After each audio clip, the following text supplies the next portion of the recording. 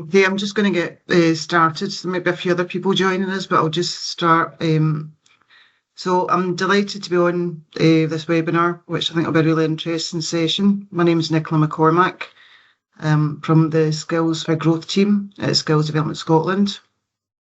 And I'm joined by a few presenters who will be talking about the work that they're doing in Arran around the Arran Skills Initiative.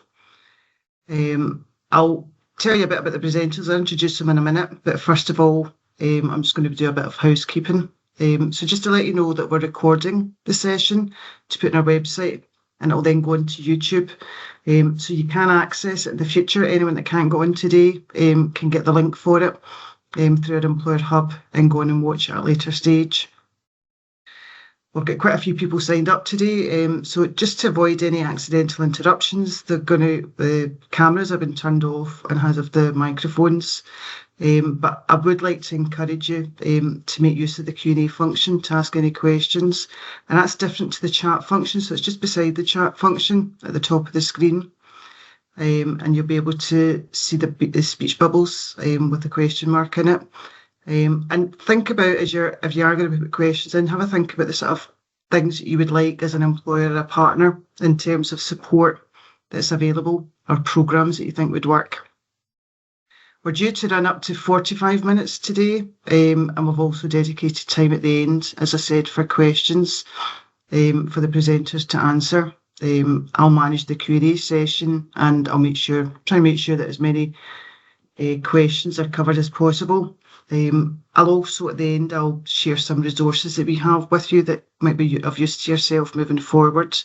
And if possible, it would be really appreciated if you can contribute to the feedback survey, and that's going to help us with the development of our webinars moving forward. That'll be much appreciated. So the webinar today is going to essentially provide you with an overview of the work that's taking place in Arran to support the businesses to recruit, retain and develop staff. The Arran Skills Initiative, Sheridan, you can correct me if I'm wrong with the timescale, but it's been running now for about a year. It's made up of, there's a few local businesses on it and also some Ayrshire partners and national partners as well. The speakers today include Sheridan Walden. She's the project coordinator. She's going to provide an overview of us for the really good work that's been done. She's going to then be joined by Alistair Dobson from Taste of Arran for a discussion around possibly the work that's been done, possible solutions to the issues that the islands are having. And this will also apply to rural communities as well, because there's sort of very similar issues that are been faced. But before that, I'd like to introduce you to Grace Hutchinson. She's an Island Policy Officer from North Ayrshire Council. She'll introduce the session and then she'll pass you over to Sheridan. So, Grace, over to you. Thank you. Thanks, Nicola. So North Ayrshire's Islands Programme supports our islands of Arran and Cumbria to thrive economically, socially and environmentally by creating opportunities to achieve prosperous, fair, growing and greener island communities. In late 2022, North Ayrshire Council secured Scottish Government funding to develop and deliver a small-scale pilot and a bespoke North Ayrshire Islands Skills Initiative project that supports education and skills interventions on both Arran and Cumbria. The project piloted innovative approaches to address key education and skill challenges to meet local needs and demands. It aimed to support employed and unemployed people and young people in their skill transition, support the resilience of the island economy post-pandemic, driving economic growth to the future, align to the National Islands Plan, the local island plans for Arran and Cumbria and local skills priorities, support a dynamic local response to maximise opportunities and socio-economic benefits in partnership with relevant stakeholders to pilot skills interventions, evidence the benefits and impact of the project associated investment, and develop a proposal for longer-term skills support for island communities. The North Ayrshire Island Skills Initiative ran from January until March 2023, distributing skills development grants to 7 island-based individuals, 19 island-based businesses on Arran, and 6 island-based businesses on Cumbria, supporting a total of 32 skills initiatives. The successes included a range of training interventions, retaining young people and services on the island, This included training in veterinary nursing, paddleboarding, accountancy, and MOT testing. One beneficiary of this initiative was Arran Community and Voluntary Service, who successfully secured funding from the North Ayrshire Skills Initiative to undertake research on the skills landscape on Arran, producing an Arran Skills report. The focus of the research was initially around the use of apprenticeships as a means of resolving some of the issues faced on Arran. However, with a small school role, most pupils staying on till S6 and a sizable number of these choosing to go on to college or university on the mainland, there's a small pool of potential apprentices. A range of research activities took place to inform the Arran Skills Report. These included interviews with employers and businesses on Arran, discussions with learning providers and support agencies, engaging with young people at Arran High School during a careers event, and learning from the experiences and approaches taken by others across Scotland with similar challenges to Arran. The report highlighted from discussions with employers how evident it was that they felt passionately about wanting to provide clear pathways for good careers to retain young people on the island. While some of the larger employers in Arran have established links with Skills Development Scotland, Developing the Young Workforce, learning providers, and North Ayrshire Council's Business Development Service, the picture for smaller and micro businesses was vastly different. Many were unaware of the opportunities or support that is available and are interested in accessing this support to promote skills development across their workforce if the right help's in place. One of the key recommendations from the report was the creation of an Arran Skills Coordinator post to facilitate all recommendations in the report that can maximise engagement, drive forward the development and coordination of post-school learning pathways on Arran, and develop proposals for longer-term skills support for island communities. Without a dedicated and focused on-island post, there was concerns that any solutions would be short-term, have minimum impact, and not gain significant traction to make meaningful, longer-term changes that are aligned to the needs of Arran.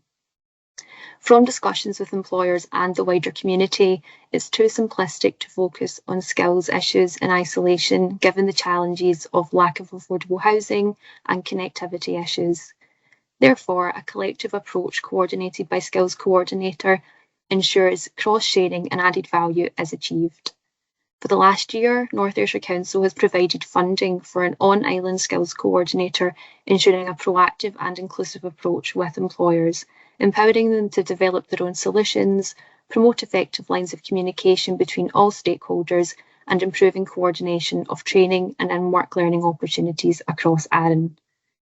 This initiative is providing an evidence base to help shape a model for development of local skills action that other localities could replicate or adapt to their own unique challenges. By taking this approach in Arran, we're collectively creating a more accessible and tailored approach to businesses and provide island learners of all ages who rely on the system for their skills development needs to achieve their ambition. I'm delighted to share that following the one-year skills coordinator role that Sheridan has taken on, we've now confirmed a further 1 year funding, recognising the importance of this post and the value it brings to supporting Arran to address key education and skill challenges to meet local needs and demands. I'll be happy to provide any more details or have discussions with anyone interested in this initiative, so please do get in touch with myself or Sarah Baird at North Ayrshire Council, and I'll now pass on to Sheridan.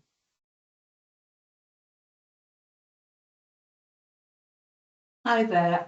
So I'm Sheridan and I'm the Skills Coordinator for the Arran Skills Initiative. And as you can see from the slide, I'm based within Arran CVS, which is a third sector organisation. So what is the Arran Skills Initiative then? Well, we have a vision, and that is to ensure that Arran remains a vibrant island with good quality job opportunities and people with the right skills to meet the community's needs. Within that, we've got a number of aims. They are that businesses can recruit, retain and develop staff with the skills their business requires, that there are clear routes and opportunities for young people to build careers on the island, individuals are able to access continuing skills development throughout their working life, and employers and individuals are supported to access skills development. So what's the background to this? Well, Arran's quite unique being located within the mainland local authority. And many of the issues that are faced on Arran are more like those of other island communities than the rest of the mainland authority that we're part of. Like lots of island and rural communities in Scotland, Arran has a declining working age population, and this situation makes it increasingly problematic for employers to find staff with the right skills. There's a number of systemic issues that fuel the depopulation on Arran, which will be common across the island's network. In particular, a lack of affordable housing, reliability and timing of the ferry service, and a lack of childcare. So the working age population changes are particularly concerning. The Fraser Islander Institute did a study back in 2020. They found that the percentage of the total population in 2018 who were of working age was 54%. By the time we get to 2037, it's expected to drop to only 25%. This isn't a new problem. Going back to 2016, a skills and strategy action plan for Arran was prepared by the Training and Employment Research Unit at Glasgow University. They identified a number of key stressors, those again being common to other island communities: housing, ferries, public transport, broadband and childcare. They went on to develop an action plan focused on skills. One of the key recommendations in the report was that dedicated staff would be required to drive the projects forward to achieve the goals. And without paid staff in place, the plan failed to gain momentum. Roll on now to 2019, an Arran Skills Group was convened to reassess the situation. They found that Arran's economy was being held back by a shortage in high skill sectors such as education, health, hospitality and construction trades. That there was a shortage of recruits for lower skilled jobs in the visitor economy as well as in health and social care, and that it was hard for local people to identify the skills pathways leading them into jobs or to progress to higher level jobs. This meant that the capabilities of local people were being underutilised. We've also got an untapped resource of skilled older workers who've moved or retired to the island that are not active in the jobs market.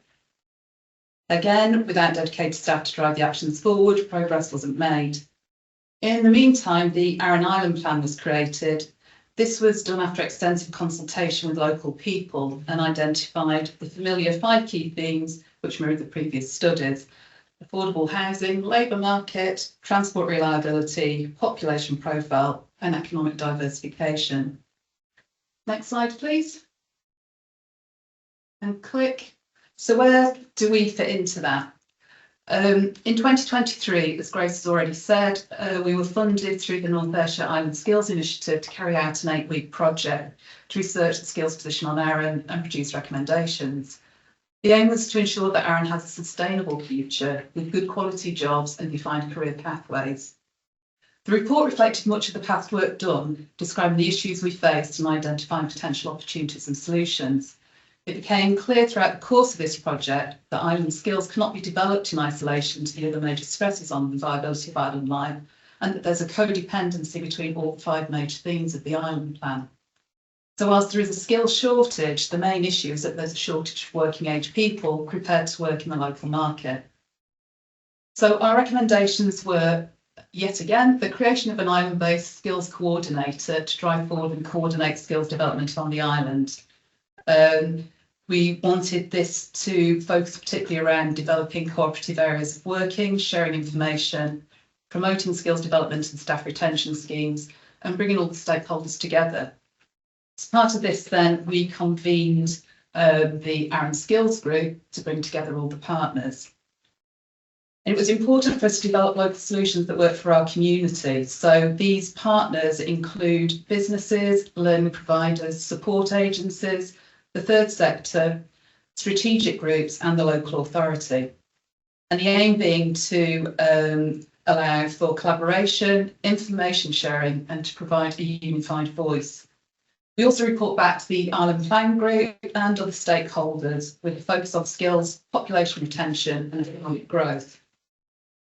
One of the other takeaways from the project was that employers and individuals were struggling to find their way through the cluttered training and skills landscape. In many cases, they found they were being directed back to their starting point without ever getting the information that they needed. And we also thought that there was a need for information events to increase engagement and access to skills development information. We recognised that the repopulation strategy was essential. From a skills perspective, this means enabling services to be in place for working families, for instance, childcare, and encouraging employers to adopt family-friendly working, flexible working, and other inducements to attract the inactive workforce back into the local labour market. I think I'll need to click again. There we go. So what are the challenges then? Our young people can't remain on the island when they cannot afford to live here. Working families can't afford to move here when there's no access to affordable housing to buy or rent, or where there's no childcare. And our reliance on mainland-based staff making a daily commute to the island is not viable, given the reliability of the ferry service and the use of Troons, our mainland port.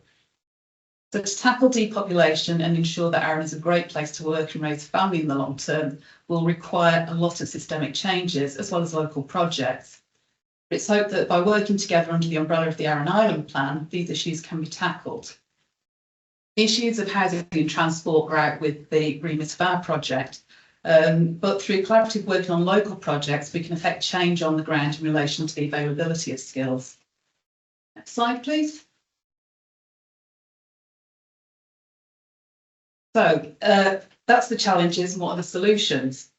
Well, we want to work collaboratively, so we've reconvened the Arran Skills Group. We want to develop childcare solutions, information events for businesses and individuals. We need to create a one-stop shop to bring together all the information.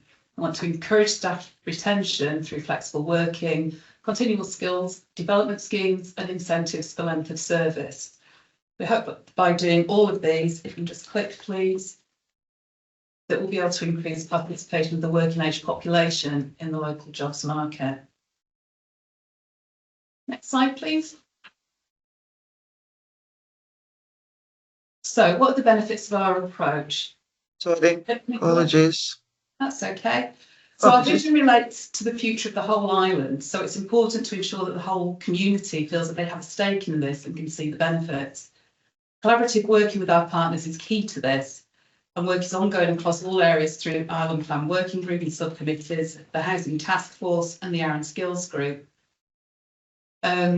We want to ensure that all stakeholders are included, like I said, and that allows us to bring together all the diverse agencies involved in skills development, which means we're looking at the whole picture and brings a depth of knowledge and skills to the table.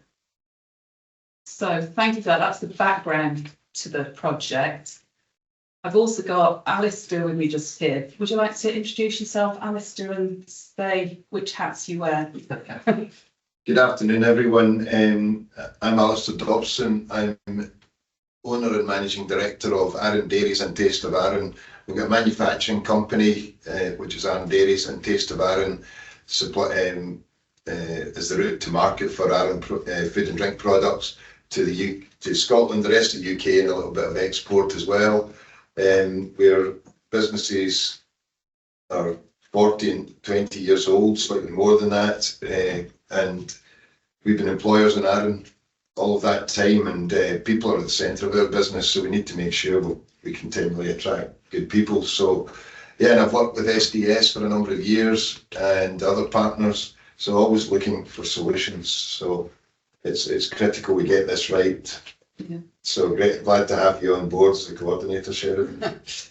So how do you see the Arran Skills Initiative fitting in with your business and the wider policy work that you do then?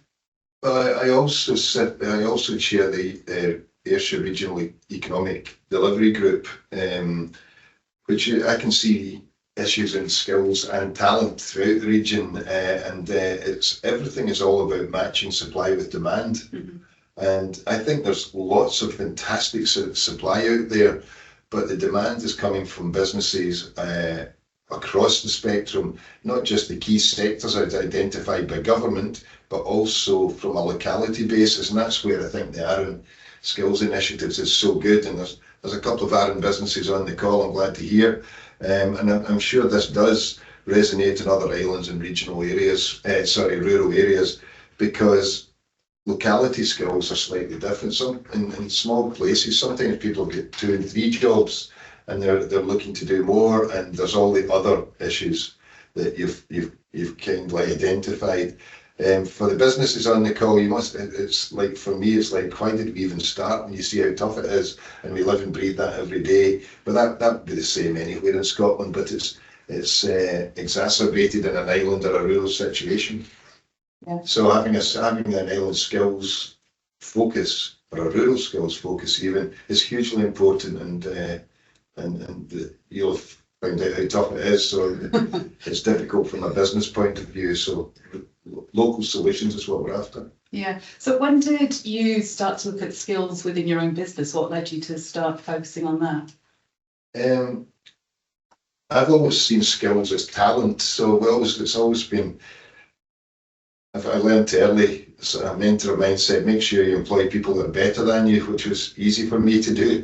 So it's always been about having talented people in your team, because people are at the centre of our business. So as we grew, it was always about looking for the next person that could come in and support our business. And quite often we go through a non-regular training. It's mostly about bringing people in that have got skills and talent that can cascade that across the business, and also so it's buddying and mentoring and that sort of thing. But yeah, we've been involved in developing people right through our existence. And one of the best parts we ever did, with our best actions we ever took, was early on being an adopter of investors and people. And a big thing for us was to do that. It was part of that was there was a funded skills needs analysis done, getting in and understanding the needs of the business, not the programs that were out there. And it was about matching that. I think that has been something I've started to see that your skills coordination role is starting to do for business, because it's damn difficult at the moment looking outside of your day-to-day, and just keeping businesses going for all the reasons you've mentioned. Yeah, I think that's one of the difficulties, isn't it? Because businesses like yours, you've got so little free time when you concentrate on making sure your business works, that it's hard then to set aside time to look at issues of skills development, for instance. Yeah, it's that bit. It's like talking about sustainability the other day there in business, and it was all about net zero and various other things. And I said sustainability for our business is to make sure you're going to sustain next year, the next 3 years, the next 5 years, the next 10 years. But for me, within that, people has to be a central part to that. So you should be planning what kind of team you should have to make your business run as well as it can do within the next year, 3 years, 5 years, but also your net zero credentials. If you don't do that, your business won't sustain anyway. So that's the key part, and it's working cleverly to do that. And that's where if somebody can help simplify and actually get some stuff going, then it'll make it easier to engage the team that it's worthwhile doing. And I'm sure every business will say it's really tough when you're an SME to have somebody that's focused on that talent and skills development. Yeah, I mean, it is tough, and trying to get the information out to businesses is difficult. I'm currently developing a website, so there's going to be areas on it for businesses, for individuals, and it'll allow them to easily filter through to whether it's funding, support or training that they're looking for, and hopefully bring it all together in one place. I've got to say the challenge was trying to gather all the information together to go on the website, and then there's going to be the second challenge of making sure it's all up to date. But given what when I was at the report stage, given what businesses were saying then, it was like, we tried this, we went to this website, we clicked through the links, thinking that was going to take us to what we want, and we ended up back at the start again. We get being passed from one organisation to the other. What I'm hoping to do with the website is to make sure that doesn't happen, double check all the links, and make sure that people can have access to information without having to leave the office.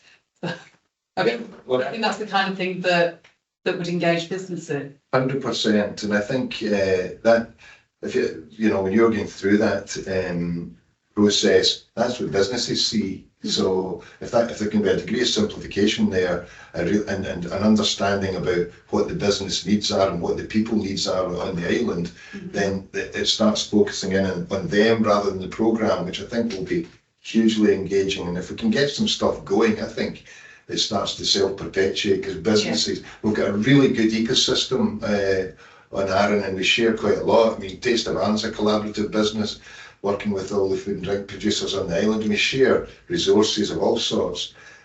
So if something works, everybody says, why am I not getting some of that? So I think it becomes self-perpetuating. So, and that's why I'm really glad, and Grace mentioned in her piece there that the funding is sustaining for another year, because this is embryonic just now, but I think we need to keep looking at, how do we get that extended to 3 years and further out, because it needs to mature, and then communication starts to have to, as I say, will self-perpetuate if we get it right.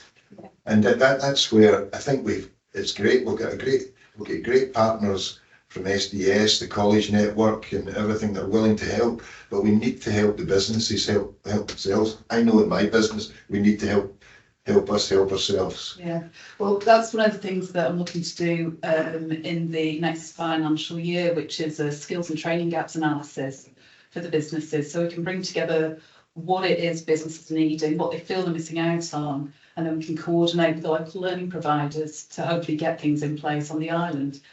Also, there's going to be a facility on the website where if businesses have got training places on training that they're doing in-house, offer it out to other businesses, so that the smaller businesses, because I think they're the ones that are really struggling, aren't they? We've got an awful lot of businesses where there's kind of less than 10 employees on this island. So it's those businesses that I think really struggle to access training, especially when so much of it's on the mainland, and not everyone likes to do it on the internet, do they? No, that's right. And I think there's a number of things that would be equally similar to bigger businesses and smaller, but the thing being is the majority of businesses will be that 1 to 10 people on the island, and they certainly don't have all the bandwidth to make all of this. So it needs to be simple. But even the bigger businesses, the biggest employer in the islands are Cranny. I mean, and they've got a great team in their HR team, but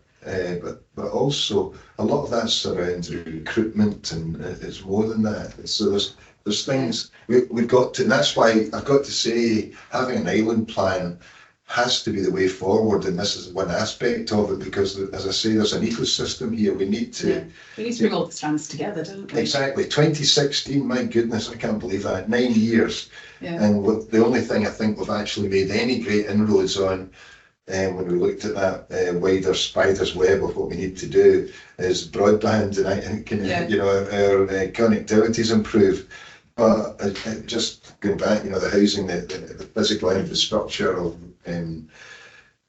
ferries and on-island infrastructure, childcare, still not sorted. No, well, I've recently done a childcare survey. Yeah. It's gone out to all parents on the island, and it's particularly looking at the impact of the lack of childcare on their working lives. For people out there, you probably also have a lack of childcare as well in rural areas. All we have on Arran, apart from our early years in schools, is 3 registered childminders, and they're all based within one village. The feedback I've been getting on the survey, it's still open, but I think virtually everybody was saying that it did restrict the amount of hours that they could work. That it meant that they weren't sort of like working to the maximum potential, they hadn't been able to access training because there was no childcare, so that they could take that forward. So yeah, it's going to be really interesting to analyse all those results properly at the end of the month.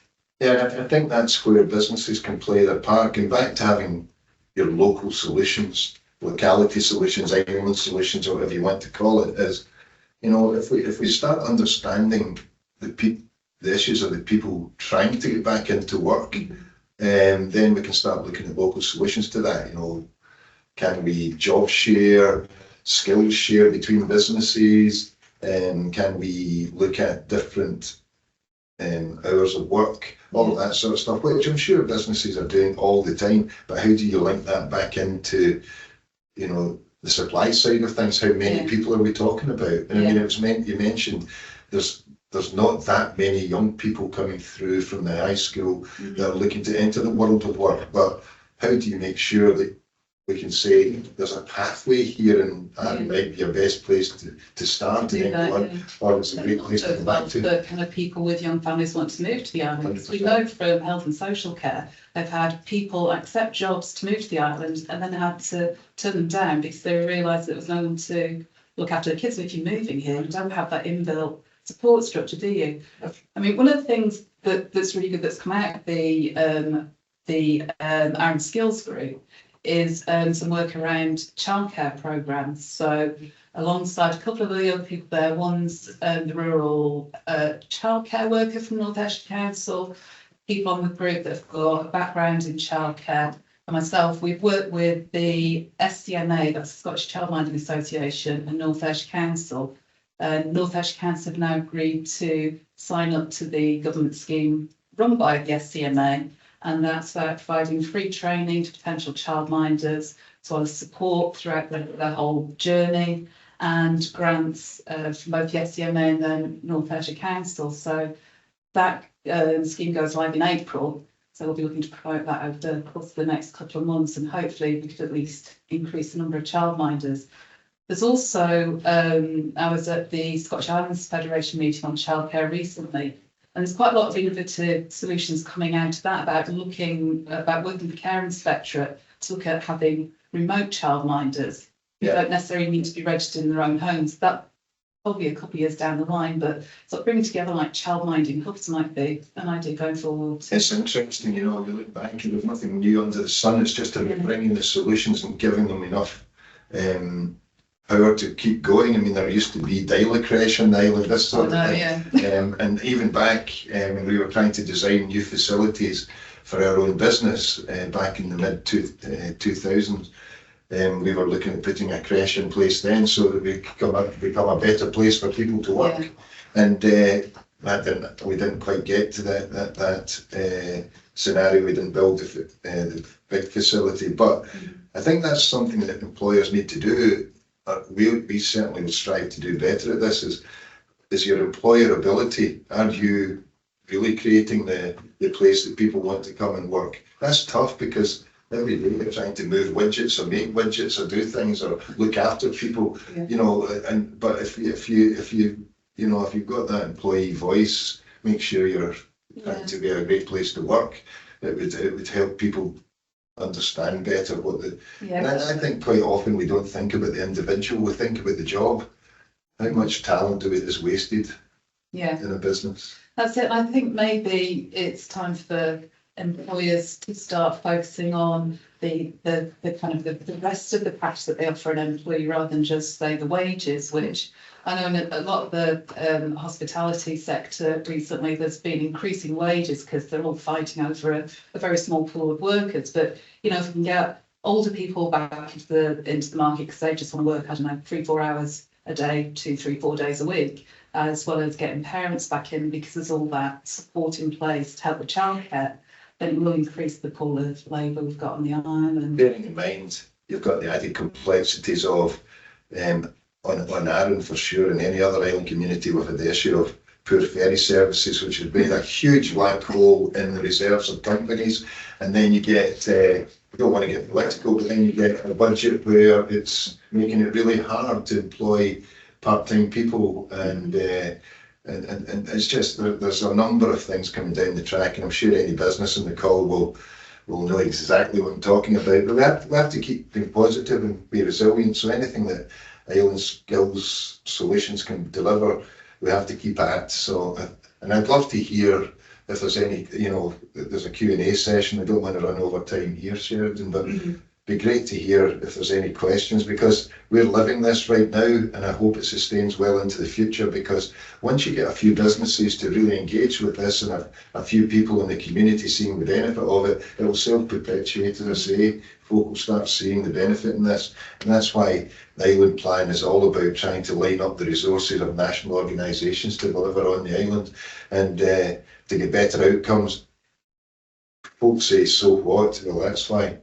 Yeah, that's great. Thank you, Alistair. Nicola, are there any questions for us? Interesting there. Just not just obviously noticing the conversation, what you're talking about, not just the sort of skills of the talent bank that you're looking for, but the whole infrastructure around the island, which, as you say, will be similar on other islands and rural communities. And I liked also as well, Alistair, what you said about, and I think it's key, it's not just about the job, it's about the individual. I think that's key to consider when you're looking at the work you're doing. In terms of questions, I think we've got a few that have come up. Encouraging businesses to attend webinars and events is difficult. And why do you think this is the case? And this is quite, for me, a key question, because as well as businesses, we've also got partners on this call. And I think there's a lot we can do, and we do to encourage employers to, take part, or be part of webinars and events. So what is it you think that's possibly at times stopping, that engagement from employers? I don't know. I mean, it is difficult. We tried to put on an event last September aimed at businesses, but so few people signed up. I did have to call it off. There's another event kind of underway now, but there seems to be a real disconnect between what employers say that they want and the support they need and the information they need, and then sort of getting them together and engaging with the events that try and help fulfil those needs. During the report stage, these were all the things that employers were telling us that they needed and where the issues were and the barriers were. But it's been really hard to kind of get them to engage. I'm about to start a kind of face-to-face employer engagement. We do have information goes out regularly through the Visit Arran mailing list to businesses. But yeah, we're struggling with that. I mean, from a business point of view, Alistair, what do you think? Again, it's a tough one because I struggle even to get my team to get involved in anything outside of the general day-to-day and the month-by-month planning, because it's just, there's a lot of firefighting going on just now, and I don't think there's been firefighting going on since 2016 when we first tried to do this. So, but maybe it's just me. I think it's just about making it really relevant and case studies and so they want to. There's a Me Too thing. Let's keep at this and demonstrate a few successes, and then it's difficult. There's the sessions we have here is about. It comes back to that, so what? If I go along to that, well, that would be another hour out of my day, and I still no simplification or confusion. So I think that's a key one. It's about keeping it relevant, and that's why having an island skills coordinator, Sheridan, is so important, because you're distilling down the support that's there and making it relevant to businesses. Yeah, I think that the learning that we took from the event that we had to cancel was that, I don't know, the branding probably didn't appeal to businesses. We branded it as a Meet the Experts event, and I think people didn't like the idea of so-called experts coming in and telling them how to do stuff. So we've rebranded it this time as Working on Arran. So it's going to be all the same kinds of things. We've got speakers lined up to talk about flexible working. We've got Skills Development Scotland going to be there to talk about the programmes that they can offer. We've got the college coming, a whole host of things, and the idea is then that the employers can just go around and speak to the people that they feel is relevant to them. And I'm going to follow that with it. So I was just going to say, I think it's good that you're incorporating a sort of business side to it, but also an individual sort of careers event as well. Going back to it's not just about the job, it's about the individual. Exactly, because if we've got the businesses there in one place already, we thought, well, short break, and then we can have a kind of skills fair. So there'll, information from employability, the kind of providers in that area, from colleges about upskilling, and the businesses can be there and sell themselves to potential employees. Because I think a lot of this is about making your business as attractive as possible, isn't it, to potential employees? Absolutely. I think there is some phenomenal talent comes out to high school. There's some phenomenal talent comes to live in the island, but you sometimes don't hear about it because there's maybe not that forum to have that discussion. So it's like, I'm sure there's a few businesses on the island that are wanting higher level management support, but they can't fulfil that themselves, can't afford it. But there might be somebody that would work a couple of days a month for you, and you could skills share. I know we had some experience of that around a technical role many years ago. It was a breakthrough moment for us. We employed a technical manager, but that person then worked across 5 businesses in Taste of Arran, and it really took us up a level. So there might be opportunities to do that, but there's just, again, it's finding your own solutions, working your ecosystem as hard as you can, but at the same time, we're great to have the Argyll College on the island and Ayrshire College just across the water, SDS setting up this webinar. There's loads of people there to help. It's just businesses sometimes don't even know what to ask for. Yeah. So that's why it's worth having it's really great having an islands skills group set up here. So hopefully encouraging another question, so I'm just aware of time, and just in terms of encouraging younger people into generally the world of work, but specifically sort of island community work in rural areas. Any thoughts on that? That's one that I mentioned at developing the young workforce meeting. It's really difficult for businesses to continually have weeks of getting that one person in. Would it not be better? And it's difficult for the young person. They don't even know what they're going to at times. I was wondering whether you could get a peer group from the schools. We've done it with different groups over the years, Cubs and Scouts and various other things, taking them in, because who doesn't want to be an ice cream taster, but you get them in and you kind of talk to them about the pathways without calling them pathways. What do you want to do when you grow up? And it was all about bringing peer groups, because then they challenge each other. And I think it's really tough for a young person to come into a small business because... Sorry, I'm just aware of time, Alistair. We've had another question coming in. Is careers advisor, just from a careers advisor, they've noticed problems with Island for many years, and mainly the lack of opportunities available in the past. And sorry, it's just disappeared. Sorry, it's just disappeared. I don't think there's a lack of opportunities. It's in the published ones, Nicola. Published, right. Sorry, I'm just... in the past, particular population drain when individuals are born in the island have to leave because they cannot buy or rent affordable housing. You've got outsiders, obviously people buying second homes, inflated prices, and that's obviously one of the number of factors that can affect recruitment and retention rates. I mean, it's a huge issue here. Yeah.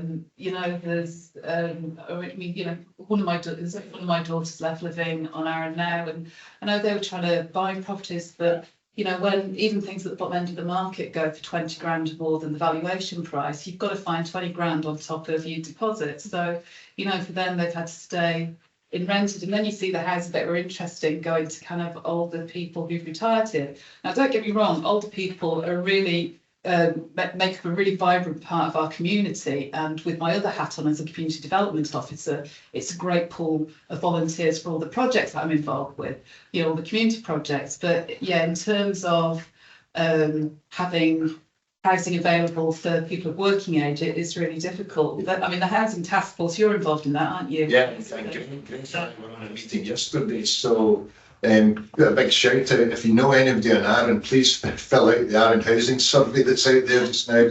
Grace, you can tell everybody I mentioned it today, because that's the biggest thing, is supply and demand. There's plenty of opportunities on Arran for careers at all levels, but there's not always the opportunity for folk to stay here. And we really need, again, it's supply and demand. We need to understand the demand level for housing in Arran, because it's a major one. Out of the 12 people that work in our business, 3 of them are under stress with their housing at least.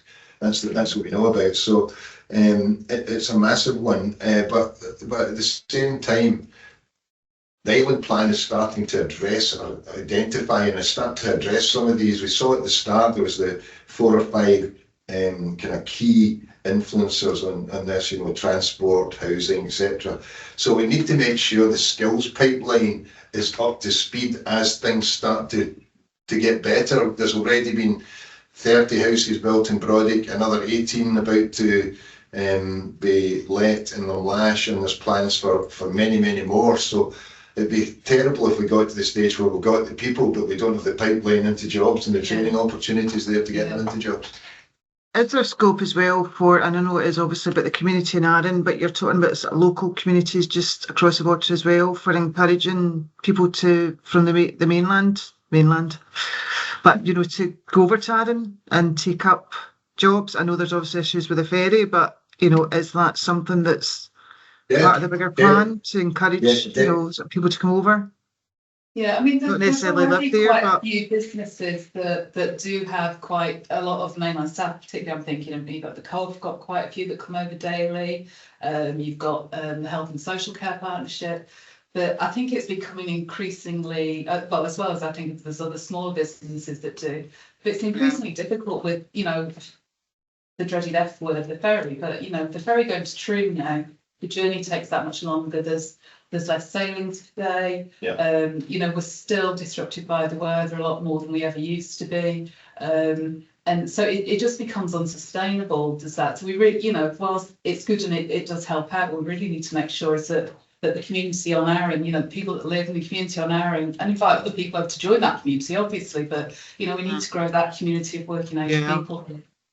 And just if I can come in quickly on that again is why we need to have something that's bigger than the skills plan, bigger than the housing. It's all about that whole overarching island scenario, because Arran is a great place to live, work and visit, and people do come in the ferry to fulfil key roles in the island, but also the other way, young people and older people have got appointments and training courses. My youngest son's an active schools coordinator, and that's to cancel maybe 80% of his trips to the mainland with young people who are into higher level training for sports and management. Why would you stay here at times? So that's the nuances we've got to understand. But once you are bitten by the bug in Arran, it's hard to make. You don't want to leave. Yeah. But so we've got to. That's why centralisation of government decisions doesn't help island and rural communities. If you can work with partners, you can certainly come to solutions that do work. I suppose as well, if you can work together with other islands and other rural communities, that's going to further support. We're happy to development of engage each with area. anyone on this call that wants to get in touch with us. If you want to put our contact details in the chat, Nicola, for people, then I'm happy for people to contact me afterwards. Yeah, we'll do that. The cross-party islands group's a good place to get involved. If you can look out for the cross-party working group in islands, there's a couple of things coming up, and there's a parliamentary session next month, I think, to talk about island economies, which will also include rural economies. So we're going to take part in that, because it's complex running a business. It's even more complex in rural and islands areas, when a lot of the decisions are made for you way away from your back door. Yeah. I'm just wondering, Neil, is there scope for us to share at a later stage contact details and the links that Alistair's talking about with the people in the session? Yeah, I don't see a problem with that. Yeah, if you want to forward that stuff to me and Neil, we can make sure that it's shared. So we're a bit over time, but that was a really good discussion. There's probably loads more to say, and hopefully there's more that will come from this. It's a good, not a starting point, but obviously it's a good place to sort of open up the conversation further. So thank you very much to Alistair, Grace and Sheridan for coming on. Really appreciate it. And it's a really, I think, current and important issue. Just quickly before we go, this is just our sort of standard at the end of the webinar. We just let you know about the resources that SDS has that can support you. So we've got our Employer Hub, which is our digital offer, and that offers a range of online skills, self-help skills tools, advice, but it also importantly has all our webinars on it. So if you know of anyone that has missed this webinar, wants to go on and watch it, they can link into the Employer Hub and watch it. It's a link to YouTube. They can watch it there, but we've got a range of other business-focused webinars. We've been doing them since the beginning of 2024. So there's a wide range of advice and information in those. We've also got our apprenticeships.scot website, which is focused on the apprenticeship route, where you can recruit for staff, and you can also find out about different frameworks. My World of Work, which is for individuals, but there's a really good course search on that if you're looking for courses. You've got Find Business Support, which is your national website, government website, which will give you as a business all the sort of funding and training that's sort of up and coming and available. And you've also got your Fair Work Employer Support tool.